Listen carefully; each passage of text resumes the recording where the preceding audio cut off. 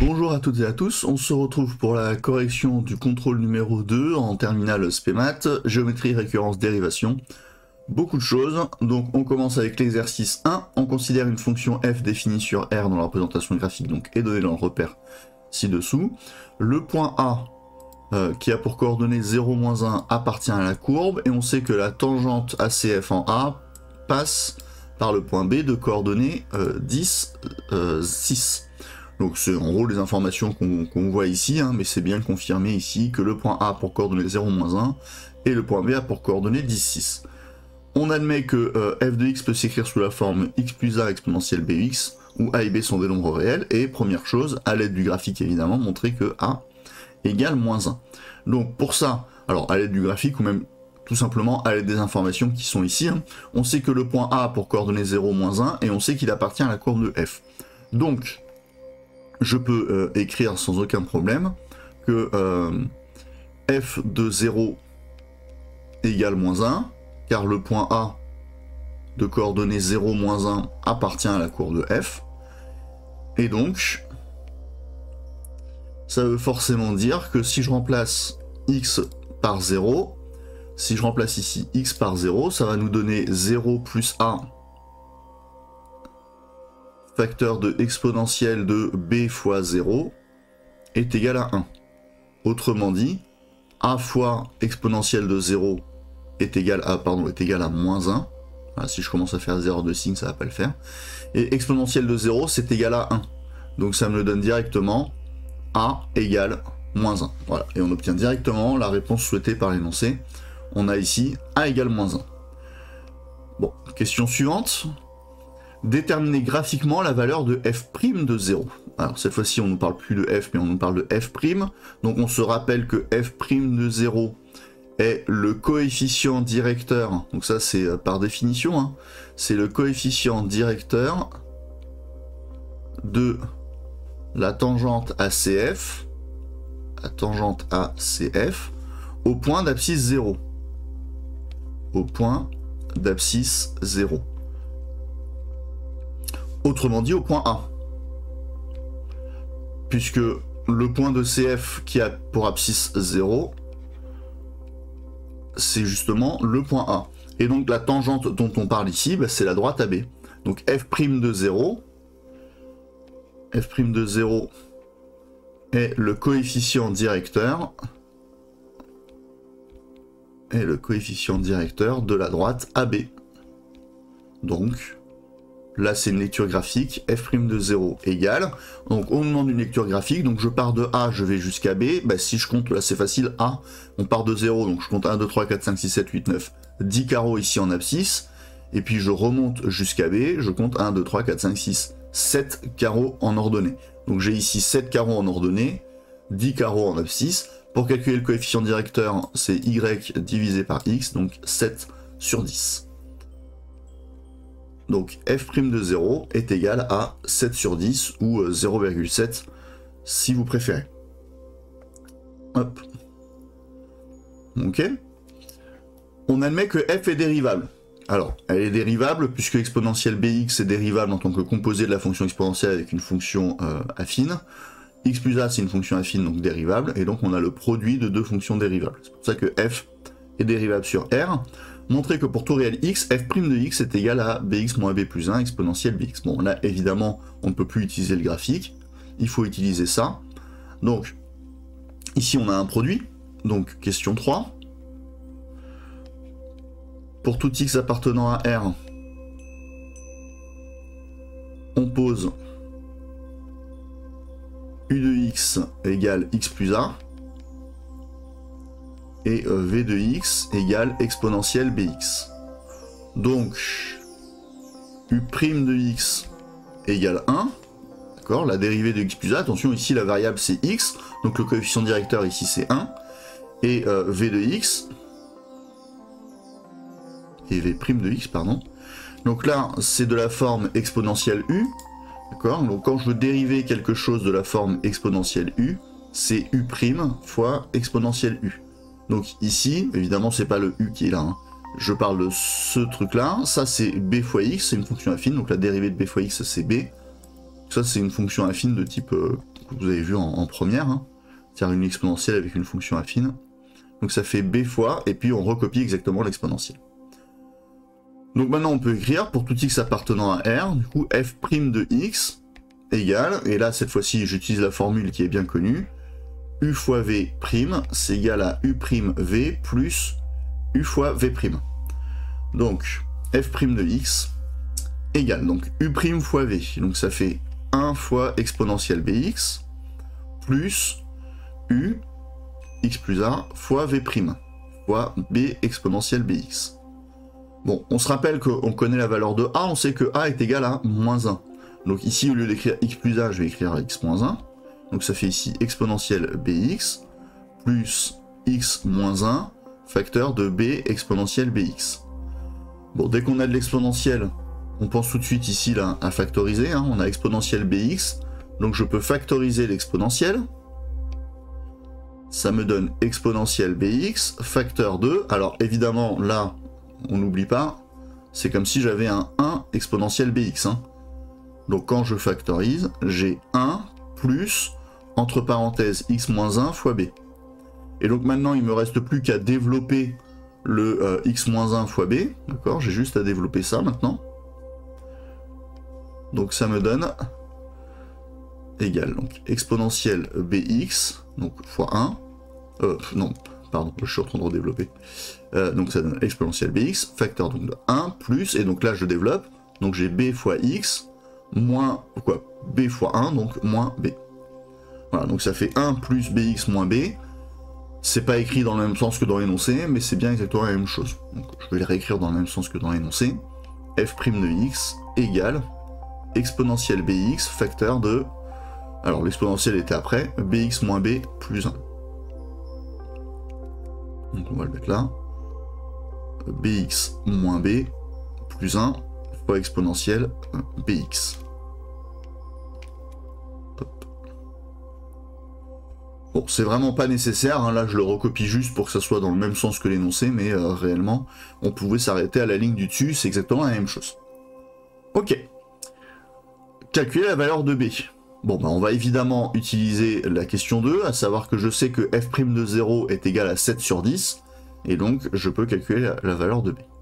Alors évidemment, si vous n'avez pas réussi la question 2, ça devient compliqué de faire la question 3. Mais la question 2, comme c'était une lecture graphique d'un coefficient directeur, là il suffit de connaître son cours, j'espère que ça s'est bien passé. Si vous ne connaissez pas votre cours, bah là il faut l'apprendre une bonne fois pour toutes. Hein.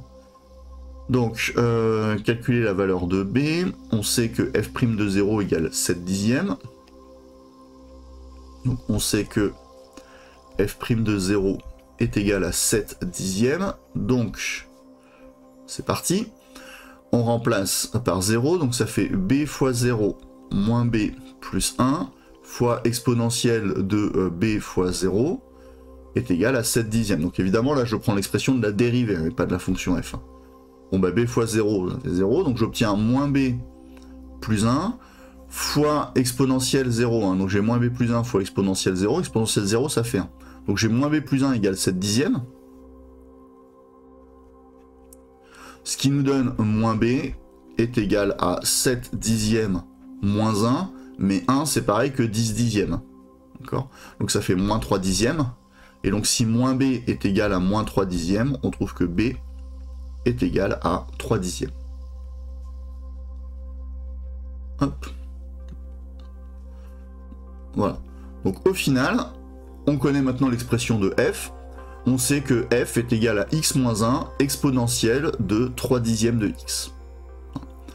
Calculer l'abscisse du point de CF en lequel la tangente est horizontale. Alors, tangente horizontale, ça veut dire que le coefficient directeur est égal à 0. Alors, j'ai à peine de la place ici.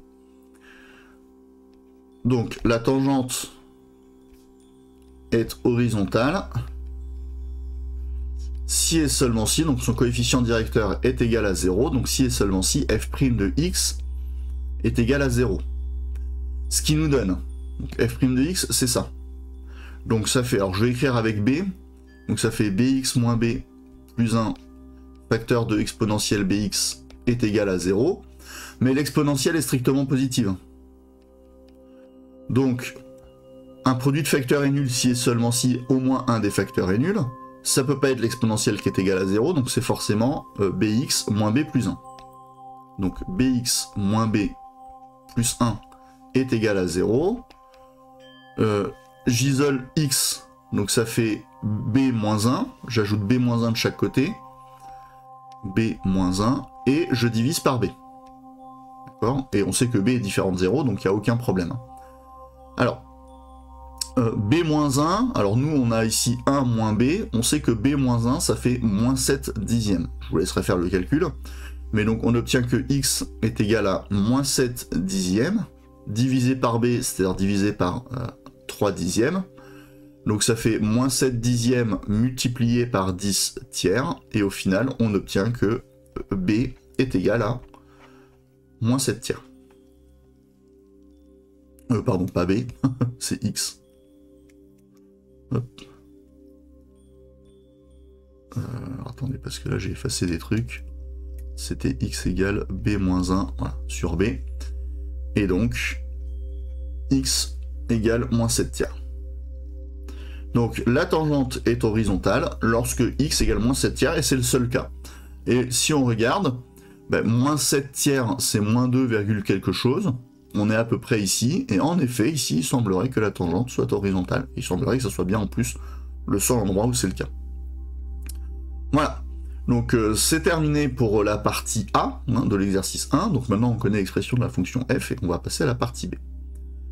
Alors, on admet que la fonction f a pour expression f de x égale x moins 1 facteur de exponentielle 0,3x. Ça tombe bien, parce que c'est exactement ce qu'on a trouvé. On avait bien trouvé a égale moins 1, bon ça c'était écrit dans l'énoncé, et on avait bien b égale 3 dixièmes, et 3 dixièmes c'est bien 0,3. Donc en regardant la partie B, ça nous permet de savoir si on s'est trompé ou non dans la partie A. On considère la suite UN définie par U0 égale 2, et pour tout entier naturel, donc on a U0 égale 2, et on a UN plus 1 égale F de UN. Et on veut démontrer que, si je change de couleur, ce truc-là. Et on nous dit démontrer par récurrence. Bon. Donc là au moins c'est facile, on sait ce qu'on a à faire. Donc, c'est la question 6, on en est à la partie B. Hop. Donc, partie B. Donc, c'est la question 6. Donc, soit n appartenant à un grand N. Donc ça, c'est parce que dans l'énoncé, on a bien pour tout entier naturel n. On pose. Donc, Pn, la proposition qui dit que moins 2 est inférieur ou égal à un plus 1, qui est inférieur ou égal à un, qui est inférieur ou égal à 2. Voilà. Donc, à partir de là, on a les étapes de la récurrence qui sont l'initialisation, puis ensuite on a l'hérédité avec l'hypothèse de récurrence, et puis enfin, évidemment, la conclusion. Donc, au niveau de l'initialisation, on commence avec n égale 0, donc soit n égale 0. Donc ça, c'est pour notre initialisation. Donc, on a besoin de U0, on le connaît, c'est 2, et on a besoin de U1. Et U1, d'après la définition ici, c'est f de U0. Donc, U0 égale 1, est égal à 2. Voilà, ça commence bien. U0 est égal à 2. Et U1 est égal à f de U0. C'est donc est égal à f de 2. Et donc f de 2, si on prend la fonction f, c'est égal à 2 moins 1 fois exponentielle de 0,3 fois 2. C'est donc égal à exponentielle de 0,6. Alors évidemment, si on s'arrête là, 2 moins 1, ça fait 1, c'est pour ça, j'obtiens exponentielle 0,6. Si on s'arrête là, c'est un peu compliqué de savoir ça. Donc il faut prendre une valeur rapprochée, et en valeur rapprochée, j'ai 1,82. Donc de ces deux choses-là, ce qu'on constate, c'est que les deux nombres U0 et U1 sont bien tous les deux compris entre moins 2 et 2, même si U0 est exactement égal à 2. Mais ça, c'est pas un problème, puisque c'est inférieur ou égal. Donc, du coup, cet encadrement est correct. Et puis ensuite, on a bien U1 qui est plus petit que U0. Donc tout ça, c'est correct. On a bien Donc on a bien moins 2 qui est plus petit que U1, U1 qui est plus petit que U0, et U0 qui est inférieur ou égal à 2. Donc P0 est vrai. Voilà, ça c'est la première chose, c'est notre initialisation, c'est fait. Maintenant on va pouvoir écrire l'hérédité, et on commence par écrire l'hypothèse de récurrence. Donc on suppose qu'il existe un entier K. On suppose qu'il existe un entier K. Qu'il existe un entier K. Donc appartenant à un grand N, hein, donc sous-entendu un entier naturel du coup. Tel que PK est vrai. Autrement dit, ça peut nous aider. Autrement dit, on sait que moins 2 est inférieur ou égal à UK plus 1, inférieur ou égal à UK, inférieur ou égal à 2. On sait que c'est vrai pour cet entier K particulier. Donc on a ça, et nous on veut démontrer que PK plus 1 est vrai. On veut démontrer que PK plus 1 est vrai, donc à partir de cette hypothèse de récurrence, on veut savoir si PK plus 1 est vrai. Donc, autrement dit, donc on va avoir ici moins 2, et puis tout à droite, on va avoir 2. Donc ici, j'ai UK pour PK, et donc si je veux K plus 1, il faut que je remplace ici K par K plus 1. Donc je vais avoir ici UK plus 1. Et ici, j'ai déjà UK plus 1, donc si je rajoute encore plus 1, ça va me donner UK plus 2. Donc voilà ce que je veux démontrer. Et on se rappelle que UK plus 1, c'est justement f de UK. Ça, je vais l'écrire à côté, hein, c'est à écrire au brouillon, mais il faut bien se rappeler que UK plus 1, c'est égal à f de UK. Et donc UK plus 2, bah, c'est égal à f de UK plus 1. Hein, en gros, pour calculer un terme, on utilise le terme précédent dans une expression par récurrence. Donc ici, je vais pouvoir partir directement de mon hypothèse de récurrence, et il me suffit d'appliquer la fonction f. Sachant que, donc, on admet que la fonction f fait ça, et puis j'ai raté quand même un bout de la phrase, et on admet aussi, on sait aussi que, c'est pas ça que je veux, c'est ça, la fonction f est strictement croissante. D'accord ? Hop. Donc ça c'est important quand on va appliquer la fonction f. Donc, puisque moins 2 inférieur ou égal à UK plus 1, inférieur ou égal à UK, inférieur ou égal à 2 par hypothèse de récurrence, donc ça c'est mon hypothèse de récurrence, donc j'ai le droit de m'en servir. Donc puisque j'ai ça, alors je sais que je peux composer par f partout.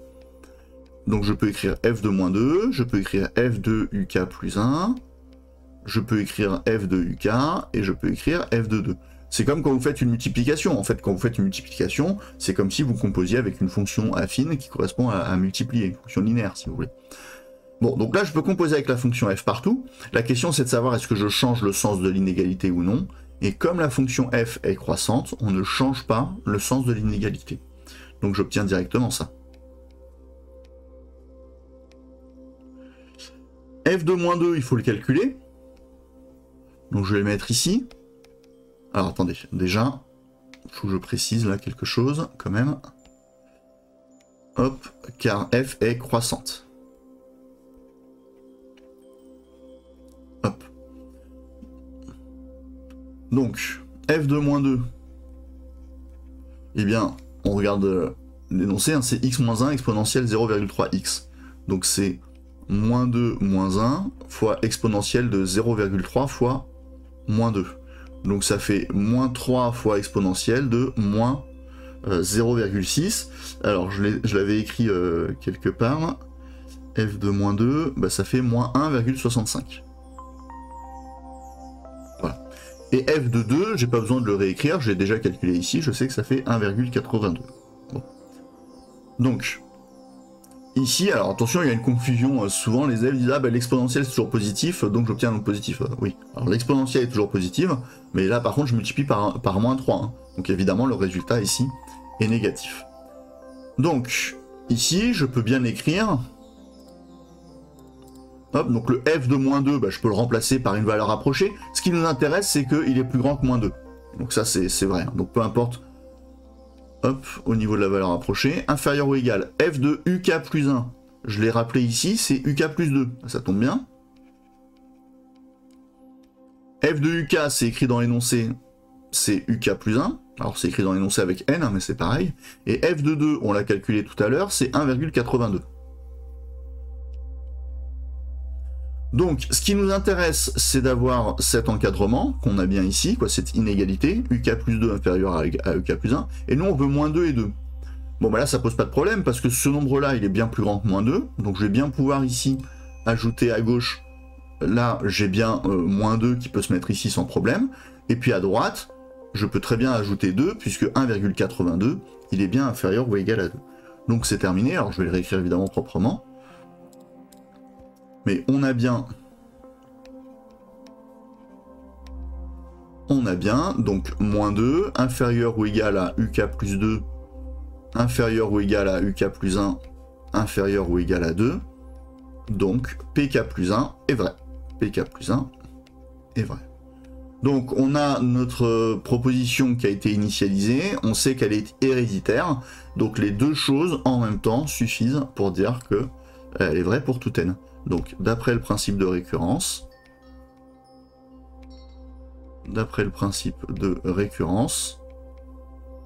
pour tout n appartenant à grand n, c'est ça qui est important, donc on a moins 2, inférieur ou égal à un plus 1, inférieur ou égal à un, inférieur ou égal à 2. Là, il suffit de recopier simplement ce que nous demande l'énoncé. Hop, voilà. Et c'était bien ça qu'on voulait. En déduire les variations de la suite UN. Là, ça devient très facile. Alors, combien il me reste de place? Pas beaucoup. Alors, cela dit, cette question, vraiment, il ne faut pas la rater. Hein. Même si vous n'avez pas fait la récurrence, vous pouvez tout à fait répondre à ça, puisque là, on constate, d'après l'énoncé, que UN plus 1 est inférieur ou égal à UN, et ça, c'est la définition même du fait que la suite est décroissante. En fait, il n'y a rien à dire là. Donc, il faut vraiment pas rater ces petites questions-là qui sont un peu perdues au milieu des énoncés et qui sont très très faciles. Hein. Donc, d'après la question précédente, donc évidemment on rédige un petit peu quand même pour pas donner juste la réponse. Donc, d'après la question précédente, pour tout n appartenant à grand n, alors ce qui m'intéresse c'est pas toute l'inégalité, hein, c'est juste un plus 1 inférieur ou égal à un. Donc la suite un est décroissante. Voilà, tout simplement. Donc là, il ne faut pas rater des points comme ça, hein. C'est des points qui peuvent valoir cher à la fin. Et enfin, question 8, c'était un petit algorithme. Donc on vous dit, on définit un algorithme, on a U égale 2, ah bah ça tombe bien, ça correspond à U0 égale 2. D'accord, donc là, ici, au brouillon, sur son truc, on peut écrire, hein. Ça c'est U0 égale 2. Donc on commence avec n égale 0, évidemment, voilà. Et après, on vous dit while u supérieur à moins 1. Donc, while, on se rappelle que ça veut dire tant que. Donc, ça veut dire que cette boucle, elle est effectuée tant que u est plus grand que moins 1. Alors, au début, c'est le cas, u égale 2. Donc, du coup, comme u est plus grand que moins 1, j'applique cette boucle. Et on voit que n va aller de 1 en 1. Donc, je vais avoir 0, puis 1, puis 2, puis 3. Donc, clairement, quand vous avez un algorithme comme ça, il faut tout de suite voir la suite. Il faut penser à la suite. Hein. Et u-1 exponentielle 0,3 fois u, ben ça c'est exactement ce qu'on voit ici. C'est-à-dire que f de un, c'est-à-dire que là, dans ma fonction, je remplace x par un, alors ici et là, hein, donc j'obtiens f de un, c'est un moins 1, facteur de exponentielle de 0,3 fois un. Je ne l'avais pas écrit avant parce qu'on n'en avait pas besoin. Mais donc on a ce truc-là, et regardez, c'est exactement la même chose qu'ici. U-1 fois exponentielle de 0,3 fois U. Donc ça, c'est exactement l'expression qui est là. Okay, donc en gros, ça, c'est simplement l'expression de la suite. Et donc on veut savoir bah, que va retourner l'algorithme. Donc il retourne n, et n, c'est le plus petit rang à partir duquel U est inférieur ou égal à moins 1. D'accord? Donc ici, on peut l'écrire. Hop. On veut Donc on cherche le plus petit entier n tel que u grand N est inférieur ou égal à moins 1. Donc pour ça on utilise la calculatrice. Donc avec la calculatrice graphique, c'est quand même plus simple. Donc si je prends hop la calculatrice en ligne, voilà. Si je prends ça, donc là on va dans hop dans suite, on ajoute une suite, donc une suite définie par récurrence, et donc un, on sait que c'est égal à hop, entre parenthèses, donc un, j'ai déjà oublié l'expression qui est juste au-dessus, voilà, un moins 1, hop, donc un moins 1, multiplié, j'utilise le clavier parce que parfois c'est quand même plus facile que de taper ici, alors parfois j'ai pas le choix, multiplié par 0,3 fois un, donc un je retourne ici, hop, voilà, donc ça c'est l'expression de ma suite, et je sais que u0 est égal à 2, hop, voilà, donc je valide, s'il veut bien, tac, ah oui, il faut que j'appuie sur entrée, hop, donc voilà, donc ça c'est ma suite, j'ai pas fait d'erreur, hop, j'affiche les valeurs, ok, et je regarde ce qui se passe au niveau des valeurs. Donc là, si je le mets comme ça va être un peu juste. Si je le mets là. Donc U0 égale 2, c'est bon, et on fait l'algorithme tant que U est plus grand que moins 1. Donc là, c'est plus grand que moins 1, je continue, c'est plus grand que moins 1, je continue, c'est plus grand que moins 1, je continue, c'est plus grand que moins 1, je continue, moins 0,43, c'est plus grand que moins 1. Donc je fais la boucle qui est là, je calcule la nouvelle valeur de U, je trouve moins 1,25, 8, etc. Je calcule la nouvelle valeur de N, je trouve 5. Là, U est plus petit que moins 1, moins 1,25, donc l'algorithme s'arrête. Et donc quelle est la dernière valeur de N qui a été calculée? Eh bien 5, ici simplement. D'accord? Donc je mets ça de côté. Je regarde ici, donc on cherche le plus petit entier N tel que UN inférieur ou égal à moins 1. Donc là, la seule chose que vous avez à écrire, pas besoin de se prendre la tête, hein. Vous écrivez simplement que U4 est environ égal, donc là je recopie la calculatrice, hein, moins 0,043. Pas besoin d'aller trop loin. L'idée ici, c'est juste qu'on sait que c'est plus grand que moins 1. Et U5, c'est environ égal à 1, moins 1,258. Donc 25,8. Ça, c'est plus petit que moins 1. Donc, la valeur affichée par l'algorithme,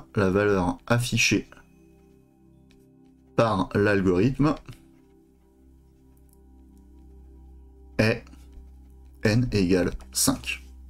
Voilà. C'est juste ça, donc quand vous avez un petit exercice comme ça, il ne faut évidemment pas programmer l'algorithme à la calculatrice sur Python. Il faut simplement, comment dire, regarder les valeurs, regarder quand est-ce qu'on passe le seuil qui nous intéresse.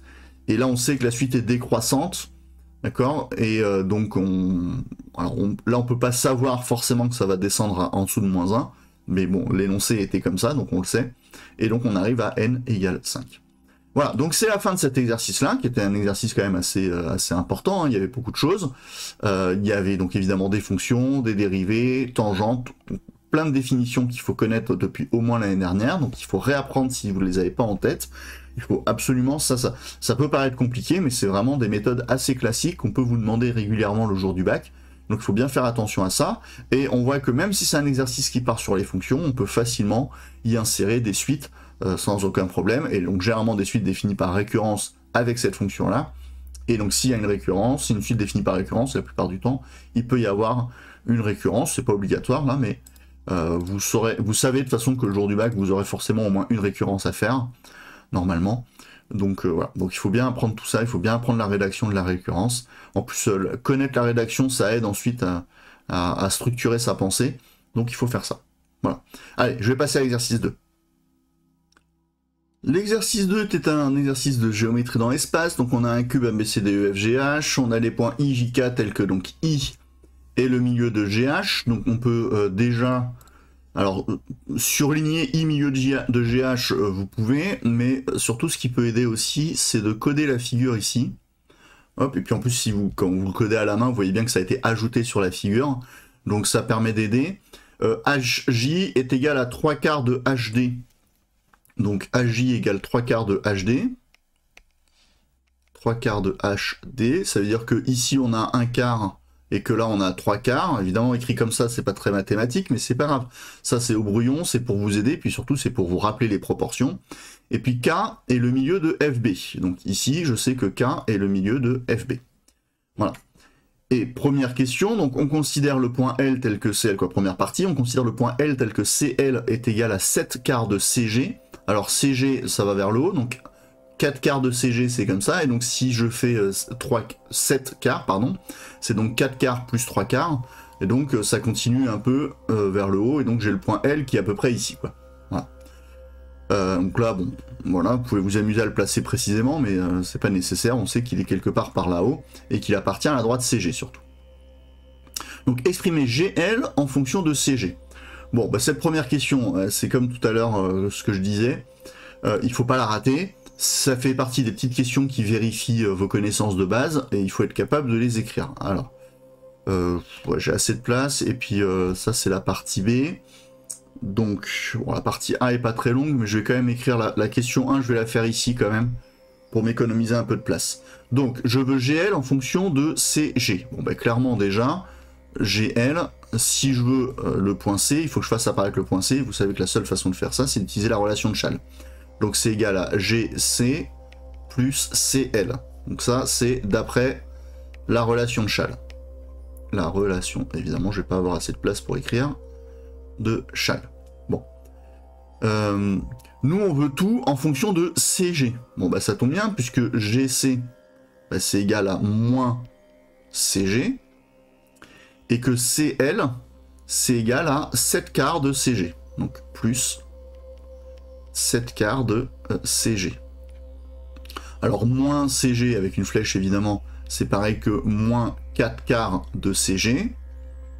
Ici plus 7 quarts de CG.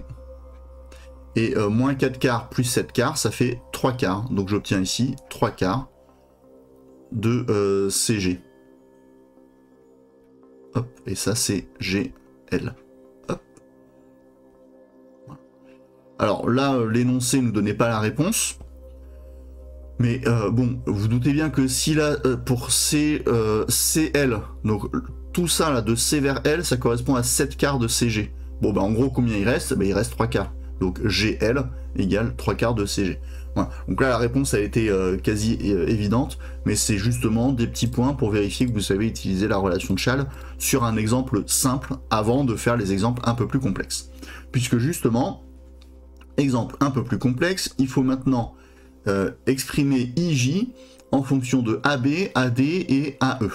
Bon, en gros, ici on n'oublie pas encore, mais on va avoir une base AB, AD et AE, une base de l'espace. D'accord, ces trois vecteurs-là ne sont pas coplanaires, donc ils définissent une base de l'espace. Hop. Et donc on va pouvoir avoir des coordonnées avec le point A qui va être l'origine du repère. Bon, on n'a pas besoin du point A pour l'instant, donc exprimer IJ donc, en fonction de AB, AD et AE. Donc bon, on va partir simple, hein. IJ est là, c'est celui-ci. Bon, bah, je vais prendre par exemple le point H. Hein. Alors je vais peut-être pas faire tous les traits parce que sinon je vais... Donc, hop, sinon ça va un petit peu encombrer la figure, mais IJ est là, et je vais partir de H. Et on va voir ce qu'on peut faire avec ça. Donc, IJ égale... Faut que j'enlève ça. Donc, IJ égale, donc IH plus HJ. D'après la relation de Chasles, là, je vais pas l'écrire, hein, vous l'avez écrit une fois, et puis là c'est assez évident. Maintenant, qu'est-ce qu'on sait de IH ? On sait que I est au milieu de GH. Alors c'est écrit là, mais vous voyez que le fait que je l'ai mis sur ma figure, du coup comme je me concentre sur la figure là, je vois qu'il y a les deux traits, etc. Donc ça veut bien dire que c'est écrit sur la figure. Donc IH, ça va être 1/2 de GH. Donc c'est égal à 1/2 de GH plus HJ, car I est le milieu de GH. Milieu de GH. Attention aux notations. Et HJ, bien là, je l'ai écrit ici, HJ est égal à 3 quarts de HD. Donc c'est égal à 1/2 de GH plus 3 quarts de HD d'après l'énoncé.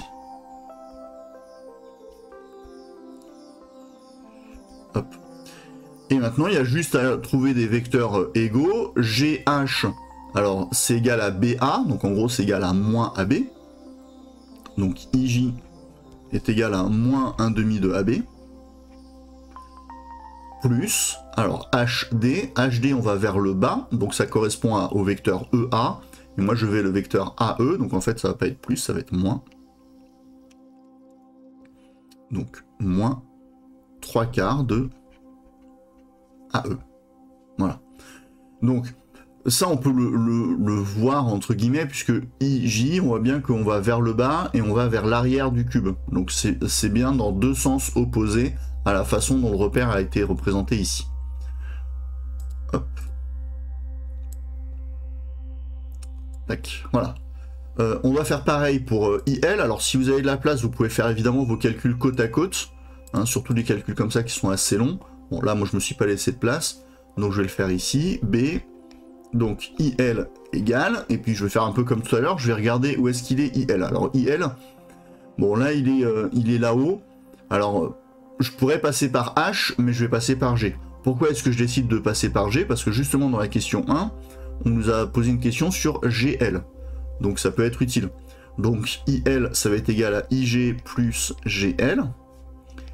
IG, bah, comme tout à l'heure, on utilise le fait que I est le milieu de GH. Donc je sais que IG est égal à 1 demi de HG. Donc IG est égal à 1 demi de HG.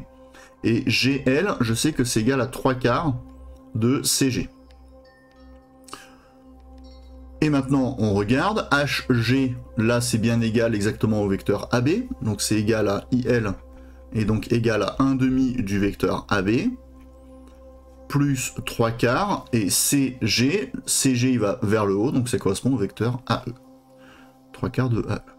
Alors, on nous demandait en fonction de AB, AD et AE. Je vous rappelle que quand c'est écrit comme ça, ces trois vecteurs-là ne sont pas obligés d'apparaître, puisqu'en gros, c'est comme si on avait plus 0 AD à chaque fois. D'accord? Il ne faut pas d'autres vecteurs que ceux-là, mais ils ne sont pas obligés de tous être là. Donc là, c'est bon. Hop, voilà. Et justifier que les points I, J et L sont alignés. Donc I, J et L sont alignés, ça veut dire que si je prends deux vecteurs, par exemple IJ et IL, qui sont ici, c'est-à-dire qu'ils sont collinaires. Bon ben là, ça tombe bien, c'est assez facile à voir. En fait, ces vecteurs-là sont quasiment identiques, il y a juste un changement de signe. Donc on a le vecteur IJ, c'est égal à moins le vecteur IL. Voilà, là, il n'y a même pas besoin de justifier, hein, voilà, je multiplie par moins 1 les coefficients. C'est les mêmes coefficients, c'est les mêmes vecteurs, j'ai juste à multiplier par moins 1. Donc ce qui veut dire que IJ et IL sont collinéaires.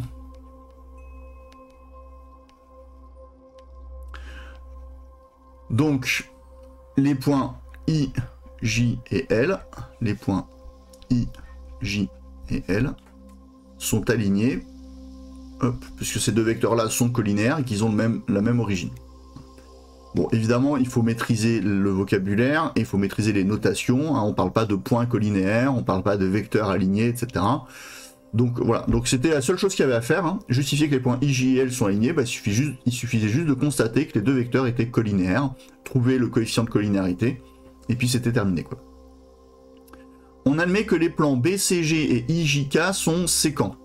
Alors, BCG, c'est les trois points qui sont là, donc en gros, ça correspond à la face de devant. Et IJK, il semblerait qu'il soit... Hop. Alors, c'est... Si, attends. Ah non, c'est dommage, j'ai pas de pointillé. Mais bon, là, ça va faire en pointillé, normalement. Alors, attendez. Voilà, ça va me prendre plus de temps. Hop, mais...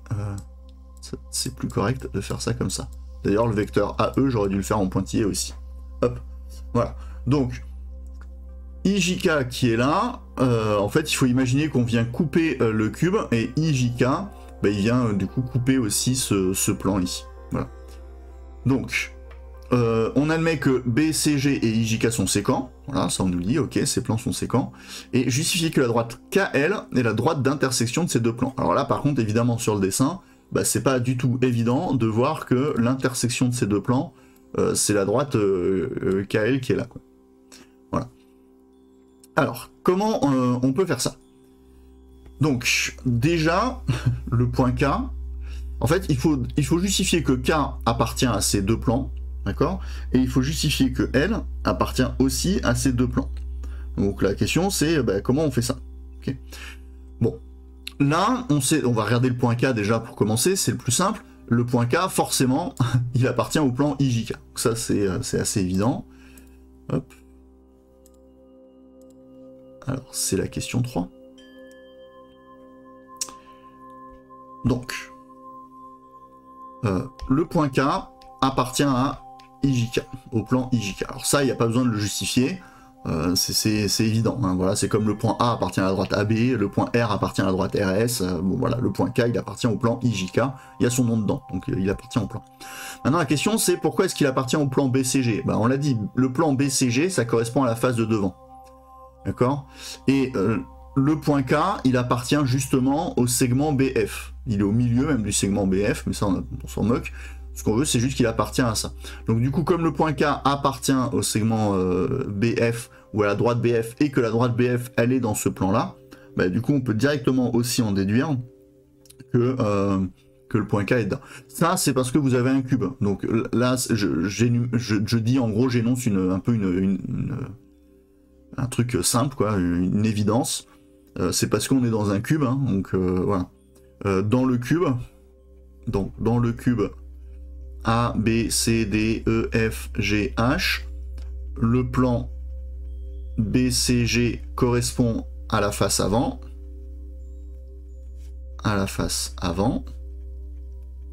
Et donc cette face avant, c'est le carré BCGF. Et comme le point K appartient à la droite BF, il appartient au segment BF, mais on peut dire à la droite directement, peu importe.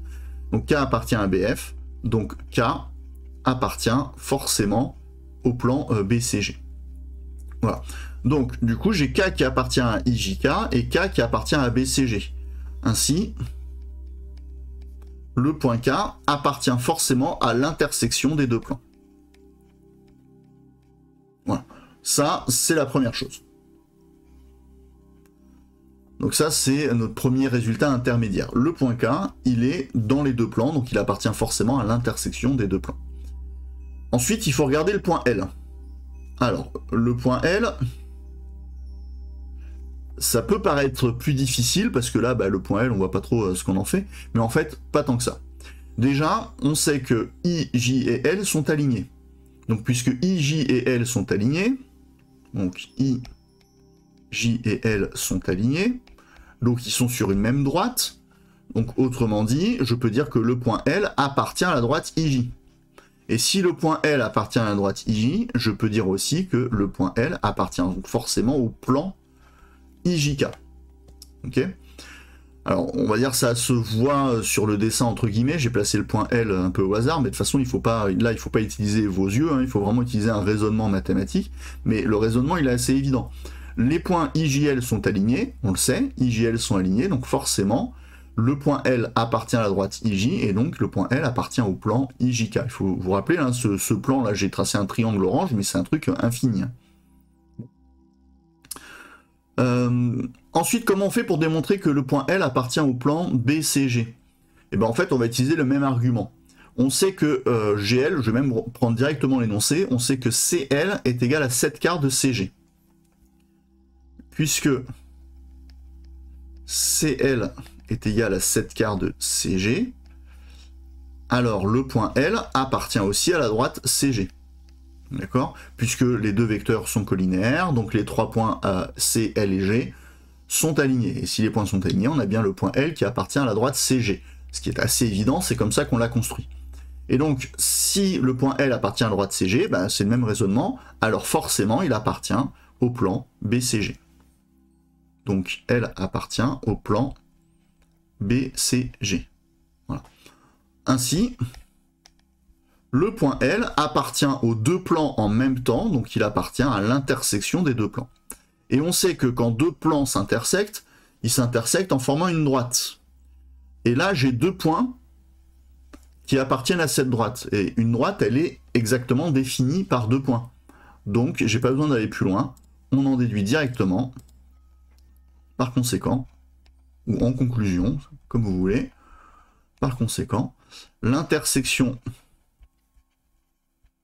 de IJK et BCG est la droite KL. Ce qui était bien donné dans l'énoncé. Justifier que la droite KL est la droite d'intersection de ces deux plans. Et honnêtement, quand vous regardez le dessin, bon là je me suis pas particulièrement appliqué, mais c'était pas forcément évident de voir que ces deux plans, ils allaient se couper en fonction de cette droite-là.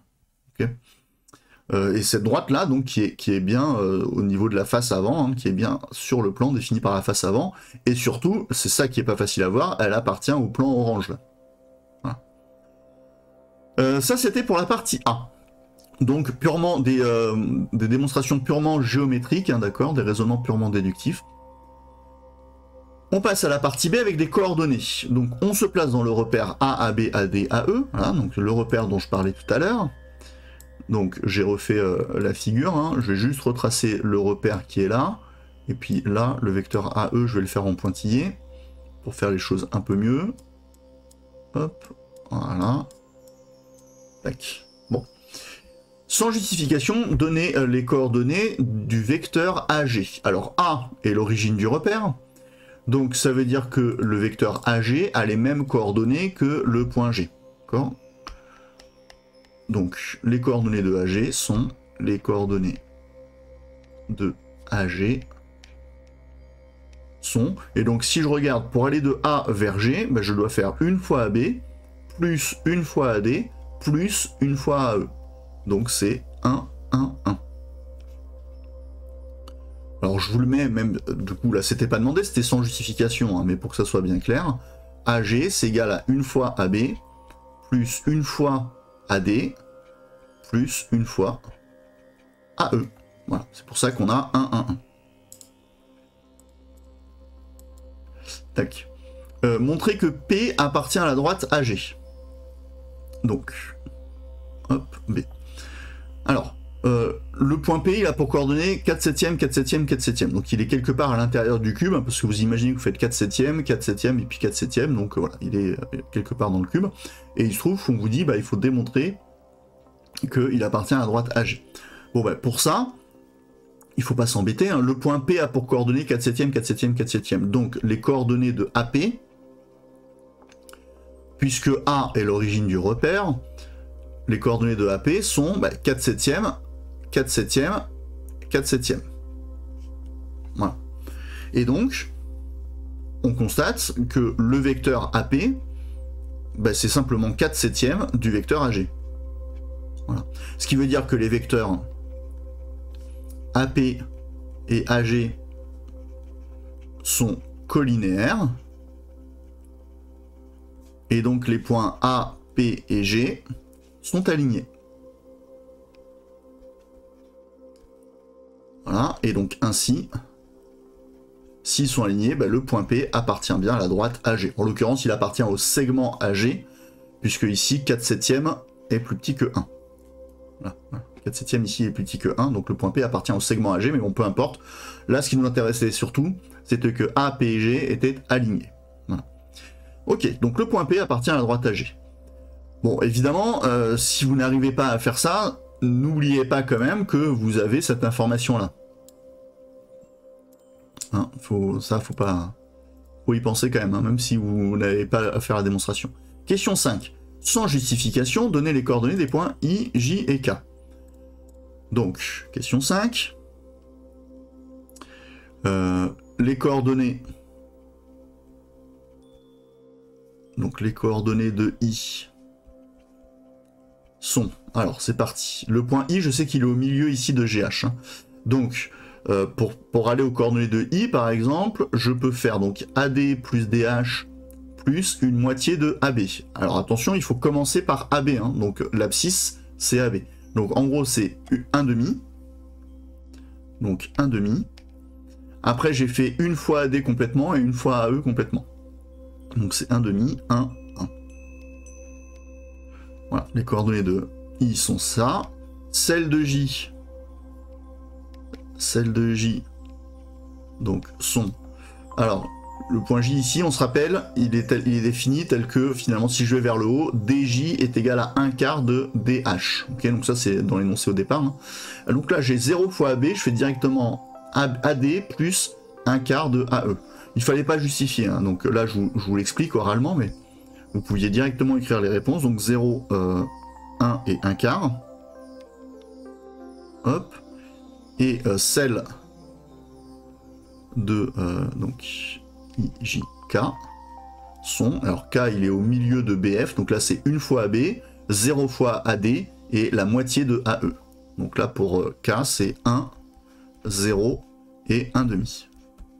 Voilà, donc ça c'était à ne pas justifier, il fallait juste les écrire. Hop, voilà. Calculer les coordonnées de IP, IJ et IK. Alors là, cette fois-ci il fallait calculer les coordonnées. Donc, les coordonnées de IP. Alors normalement, ouais, je continue après, hein, donc j'ai de la place. Donc, question B. Donc, je vais calculer X IP. Ça, c'est égal à XP moins XI. XP. Bon, de toute façon, c'est 4/7 partout pour P. Donc ça tombe bien. Donc, c'est égal à 4/7 moins XI qui est égal à 1 demi. D'accord ? Bon, bah là, il faut tout mettre sur 14. Donc, ça fait 8 sur 14 moins 7 sur 14, et donc ça fait 1 sur 14.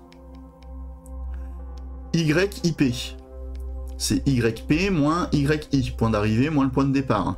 Donc YP c'est 4/7, YI c'est 1. Donc là j'ai pas besoin de mettre sur 14, ça fait 4/7 moins 7/7, et donc ça fait moins 3/7.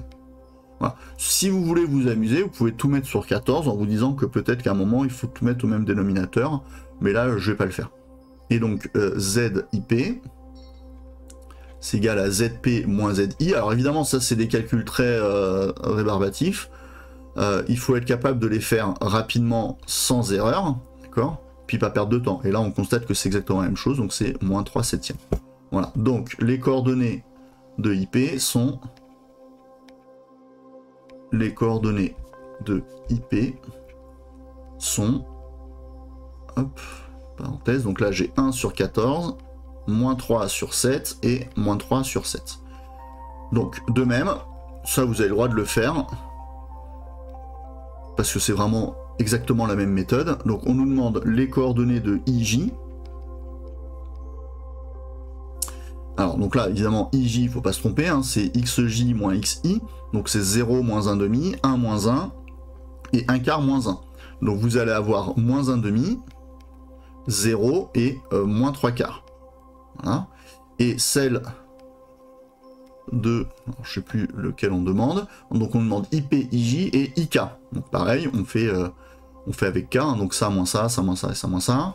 Donc IK, alors donc c'est XK moins XI, YK moins YI et ZK moins ZI. Donc 1 moins 1 demi, 0 moins 1 et 1 demi moins 1. Donc là, ça va nous donner 1 demi, moins 1 et moins 1 demi. Hop, voilà. 1 demi, 1 moins 1 demi, ça fait 1 demi. 0 moins 1, ça fait moins 1. Et 1 demi moins 1, ça fait bien moins 1 demi. Donc voilà nos vecteurs IP, IJ et IK. Montrer que le point P appartient au plan IJK. Et après, il va falloir faire le reste. Alors là, ouais, il me reste un petit peu de place, mais je vais tout faire ici. Donc, je vais réécrire. Alors, je les ai écrits sur ma feuille, donc hop. Je vais les réécrire ici. Hein. C'est comme si, évidemment, vous, au brouillon, ça peut être pas mal de réécrire les choses aussi quand vous changez de page. Donc, IP, c'est 1 sur 14. Après, là, j'ai moins 3 sur 7. Et ensuite, j'ai moins 3 sur 7. Hop. Ensuite, c'était IJ. Moins 1 demi, 0, moins 3/4. Et enfin, IK. C'est 1 demi, moins 1 et moins 1 demi. Hop. Alors évidemment, on fait attention ici. Hein. Là, le jour du bac, on pourrait très bien vous dire directement, montrer que le point P appartient au plan IJK. Donc c'est à vous tout seul de vous dire, ah ben je vais avoir besoin des coordonnées de IP, IJ et K, ah ben je vais avoir besoin des coordonnées de IJK, par exemple, etc. Donc au lieu d'avoir 5A, 5B, 5C, on aurait pu directement mettre la question 5C, montrer que P appartient à IJK, au plan IJK. Alors là, il faut se rappeler ce que ça veut dire. Donc, P appartient au plan I, J, K. Ça veut dire que, par exemple, IP, alors, je prends pas ces vecteurs au hasard, je vais prendre les vecteurs qu'on nous donne justement. Donc, IP, IJ et IK sont coplanaires. Donc, pour démontrer qu'un point appartient à un plan, vous pouvez utiliser 3 vecteurs, et ces 3 vecteurs-là doivent avoir la même origine, donc là, en l'occurrence, le point I. Et puis ensuite, il faut qu'à E3, vous utilisiez les 4 lettres, P, I, J, K. Donc là, c'est le cas, IP, IJ et IK. Donc, je veux démontrer que ces plans-là sont coplanaires. Autrement dit, ça revient à démontrer qu'il existe deux réels alpha et bêta. Il existe alpha appartenant à R et bêta appartenant à R, tel que... Donc le vecteur IP s'écrit comme combinaison linéaire de IJ et IK. Donc alpha IJ plus bêta IK. Voilà, si vous arrivez à trouver l'existence de alpha et bêta, alors par équivalence, vous pouvez dire que P appartient à IJK. Et s'il n'existe pas de alpha et bêta, alors ça veut dire que le point P n'appartient pas à IJK. Alors là, on écrit un système. Donc cette phrase-là, elle est équivalente au système suivant. Donc j'écris ici les coordonnées de IP, donc 1 sur 14, moins 3 sur 7, moins 3 sur 7. Ensuite, j'écris les coordonnées de IJ, moins 1,5, 0, moins 3 quarts. Donc là, c'est IJ fois alpha. Et puis enfin, j'écris les coordonnées de IK, donc 1,5, moins 1, moins 1,5 fois bêta. Alors, on avait vu en classe comment résoudre des systèmes plus compliqués, mais là, on a clairement un système assez facile. Donc, d'après la ligne 2, j'obtiens directement, alors je vais le réécrire, j'ai moins 3 septièmes égale, pardon, 0 alpha moins 1 bêta, donc ça fait moins 3 septièmes égale moins bêta. Donc, je peux en déduire tout de suite que bêta égale 3 septièmes. Voilà, donc ça c'est la première chose. Si ces deux nombres-là existent, il faut forcément que bêta soit égal à 3 septièmes. Ensuite, je remplace soit dans L1, soit dans L2, dans L3, pardon, parce que là j'ai utilisé L2, je vais utiliser L1. Donc L1 me dit que 1 sur 14 est égal à moins 1,5 de alpha, plus 1,5 de bêta, donc plus 1,5 fois 3 septièmes. Donc là on fait le calcul. Donc 1 sur 14 égale à moins 1,5 de alpha, plus 3 sur 14, bon bah ça tombe bien. Donc je soustrais 3 sur 14 à gauche et à droite, d'accord. Donc 1 sur 14 moins 3 sur 14, ça fait moins 2 sur 14, est égal à moins 1,5 de alpha. Ok, donc pour passer de là à là, j'ai simplement fait moins 3 sur 14 à gauche et à droite. Et puis là, bah, j'ai moins 1,5 de alpha qui m'embête, donc je vais multiplier par moins 2. Et si je multiplie par moins 2, bah là je vais avoir... je vais donc avoir 4 sur 14, qui est égal à alpha. Autrement dit, donc alpha égale 2 sur 7. Voilà. Et maintenant on vérifie. Alors là, la bonne nouvelle entre guillemets, c'est qu'on dit montrer que le point P appartient au plan IJK. Donc on sait que ça doit marcher. Okay, donc si ça marche pas, c'est-à-dire que j'ai fait une erreur de calcul. Donc on vérifie avec L3. Donc je prends L3. Je vais gagner un peu de place, je l'ai écrit là. Donc je calcule moins 3 quarts de alpha, moins 1,5 de bêta. Donc ça fait moins 3 quarts multiplié par 2 septièmes, moins 1,5 multiplié par 3 septièmes. Voilà. Donc là, c'est les valeurs de alpha. Attention, ça c'est un septième. Ça, c'est la valeur de alpha et bêta que j'ai trouvé. Donc ça fait moins 3 fois 2, ça fait moins 6. Donc j'obtiens moins 6 sur 28. Moins 1 fois 3, 3. Et 2 sur 7, 14.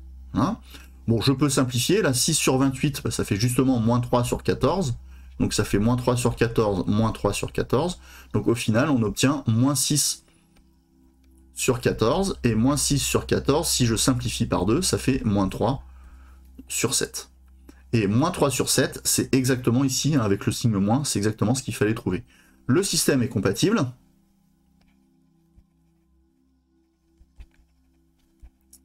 Et compatible. Donc la solution du système, c'est bien le couple alpha-bêta qui est égal à 2 septièmes, 3 septièmes. Donc, je peux écrire que le vecteur IP est égal, le vecteur IP est égal à 2/7 du vecteur IJ plus 3/7 du vecteur IK. Hop. Bon, c'est pas exactement ça qui nous intéressait. Ce qui nous intéressait, c'était de dire que le point P appartient au plan IJK. Voilà.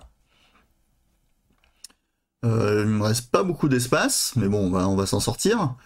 On admet que les plans AGH et IJK sont séquents. Voilà. Alors là, AGH, vous voyez qu'on n'est plus du tout sur une face du cube, et IJK non plus. Donné en justifiant la droite d'intersection de ces deux plans. Donc là, c'était à vous de vous débrouiller pour trouver les deux points d'intersection, sachant que, il faut quand même se dire, bon bah là on a parlé du point P tout au long de cette partie B, il y a peut-être quelque chose avec le point P. D'accord? Et ce qu'on a démontré d'ailleurs sur le point P, c'est qu'il appartenait à la droite AG. Voilà, donc ça, on va l'écrire. Je vais l'écrire ici. Donc on sait que le point P appartient à la droite AG. Et on vient de démontrer à l'instant que le point P appartient à IJK. Bon, alors ça tombe bien. Parce que du coup, ici, si le point P appartient à la droite AG et qu'en plus il appartient au plan IJK, bon ben clairement déjà, le point P... Pardon. Le point P appartient à l'intersection des deux. Bon. Donc ça, c'est vite vu. La question maintenant, c'est quel est l'autre point? Et là, on est un peu plus embêté. Donc c'est la question... C'est la question 6. Donc, on sait que P appartient à AG. Donc, le point P appartient à la droite AGH. Au plan, pardon, AGH. Et puisque P appartient aussi à IJK, alors le point P appartient à l'intersection des deux, à AGH et à IJK. Maintenant, il faut trouver le deuxième point d'intersection. Alors, a priori, on n'a pas d'autres informations, donc on peut... Alors, j'avais fait d'une autre couleur tout à l'heure, on va faire les choses bien.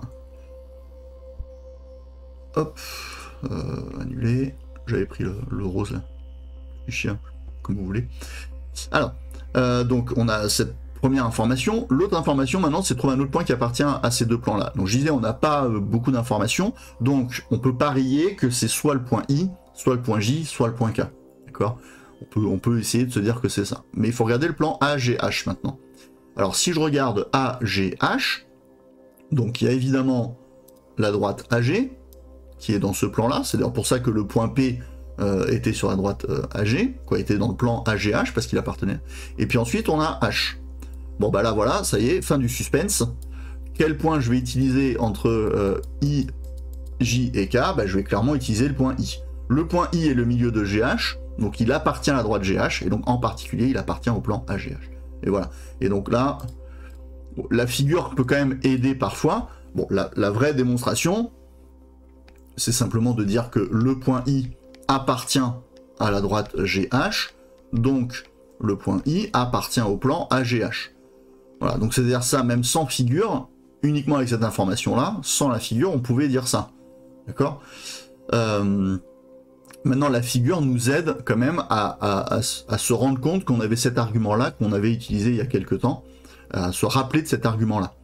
Donc le point I appartient au plan AGH, et puisque I appartient au plan IJK, ça c'est évident, alors le point I appartient donc à l'intersection des deux, AGH inter IJK. Voilà. Et donc, comme tout à l'heure, j'ai deux points qui appartiennent à la droite d'intersection de deux plans, donc ces deux plans-là, clairement, donc on en déduit que ces deux points en définissent une droite, que IP, on en déduit que la droite IP est l'intersection de AGH et IJK. Bon, ça c'est pareil, là le dessin pour le coup, il pouvait pas trop nous aider. Déjà on n'avait pas placé le point P, si on plaçait le point P, bah, on le plaçait forcément un peu au hasard. Le point P il est quelque part, en plus c'est quoi, c'est 4/7, donc le point P il va être quelque part par là. Bon, c'est difficile. de voir que ce point-là appartient au plan IJK. D'accord? Parce que le plan IJK, si je le trace, hein, il est comme ça, quoi. Hop, alors avec des trucs en pointillé, évidemment. Donc, aller dire que ce point-là appartient au plan IJK, bah, franchement, c'est pas évident. Donc, d'où l'intérêt de faire ces démonstrations par le calcul. Et avec les coordonnées, ça peut être plus ou moins facile. Là, en l'occurrence, le système était assez simple à résoudre. Il fallait par contre penser à trouver le système. Voilà, c'est la fin de cet exercice-là. Bon, comme d'habitude, voilà, vous n'hésitez pas à poser vos questions si vous en avez. Un exercice assez complet en géométrie dans l'espace. Il faut absolument maîtriser ça. C'est très technique, mais c'est pas si compliqué que ça. D'accord? Donc, il faut maîtriser les méthodes. Une fois que vous avez compris les méthodes, c'est que du calcul. Vous voyez, là, c'est des lignes et des lignes de calcul. Ça ferait peur à n'importe qui n'a pas fait de cours, mais vous avez fait le cours, donc apprenez-le, et vous êtes capable de faire ces calculs. Allez, on va pouvoir passer à l'exercice 3. Exercice 3, c'était le dernier exercice du contrôle. Soit f, la fonction définie par f de x égale racine carrée de 5x plus 10 sur 12 moins 4x. Il fallait déterminer les variations de f sur son ensemble de dérivabilité. Donc il fallait évidemment déjà déterminer l'ensemble de dérivabilité, puis après calculer la dérivée et trouver les variations. Donc déjà un premier rappel, c'est que racine de u est définie pour donc u supérieur ou égal à 0 et dérivable pour u ou avec u strictement positif. Donc, autrement dit ici, on veut savoir quand est-ce que la fonction f est dérivable, donc on cherche x tel que donc 5x plus 10 sur 12 moins 4x est strictement positif. Voilà, c'est ça qui nous intéresse. Il faut déjà savoir quand est-ce que cette racine carrée est dérivable, et donc pour ça il faut que ce qu'il y a sous le radical là soit strictement positif. Bon bah là c'est simplement le signe d'un quotient, tel que vous avez vu en seconde. Donc on regarde déjà quand est-ce que 5x plus 10 égale 0, ça c'est équivalent à x égale moins 2, ça fait moins 10 divisé par 5. Et 12 moins 4x est égal à 0, si et seulement si x est égal à 3. Bon. Donc vous pouvez faire du coup le tableau de signes de votre fonction. Donc hop, on va faire ça comme ça. Toc. Voilà. Hop. Donc là on est entre moins l'infini plus l'infini. On met le moins 2, on met le 3, x. Donc là, première ligne, on a le numérateur, 5x plus 10. La deuxième ligne, on a le dénominateur, 12 moins 4x. Et puis la dernière ligne, on a le quotient des deux, 5x plus 10 sur 12 moins 4x. Voilà. Donc, ici, c'est l'endroit où ça s'annule. Donc 5x plus 10 s'annule quand x égale moins 2, et 12 moins 4x s'annule quand x est égal à 3. Donc ce qui veut dire que là, on peut évidemment ajouter la barre ici avec le 0, puisque là c'est 0 divisé par n'importe quoi, ce qui va donc faire 0. Et ici, évidemment, là c'est une double barre qu'il faut ajouter. Hop. Parce que là, on n'a pas le droit de diviser par 0, donc c'est une valeur interdite, hein, 3 est la valeur interdite, donc on a une double barre. Ensuite, 5x plus 10, donc c'est l'expression d'une fonction affine, de coefficient directeur égal à 5. 5 étant positif, notre fonction affine elle va être strictement croissante, donc d'abord négative, puis positive. 12 moins 4x, là on a une fonction affine dont le coefficient directeur est négatif, donc ça va d'abord être positif, puis négatif. On applique la propriété des signes donc sur les quotients, moins divisé par plus. Donc un nombre négatif divisé par un nombre positif, ça donne un nombre négatif. Le quotient de nombres positifs est positif, et le quotient de deux nombres de signes contraires est négatif. Voilà, on en arrive finalement à ce truc-là. Et donc, on cherchait x pour savoir quand est-ce que ce truc-là était strictement positif. Bah, finalement, on obtient l'intervalle moins de 3 ouvert pour avoir la dérivabilité. Si on veut savoir quand est-ce que la fonction est définie, bah, on ferme en moins 2, mais il faut ouvrir quand x égale 3, évidemment. Donc ici, ce qu'on peut dire, c'est que f est dérivable sur l'intervalle moins 2, donc ouvert en moins 2, hein, 3. Donc, en tant que composé, c'est f de x, c'est racine carrée de quelque chose. Donc quand je dis racine carrée de quelque chose, c'est bien la composée de la fonction racine carrée,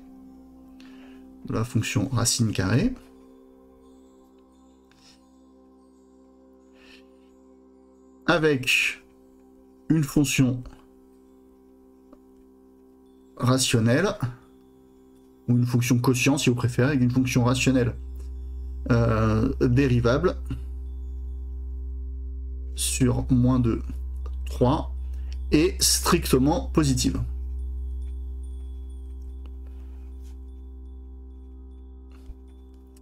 Voilà.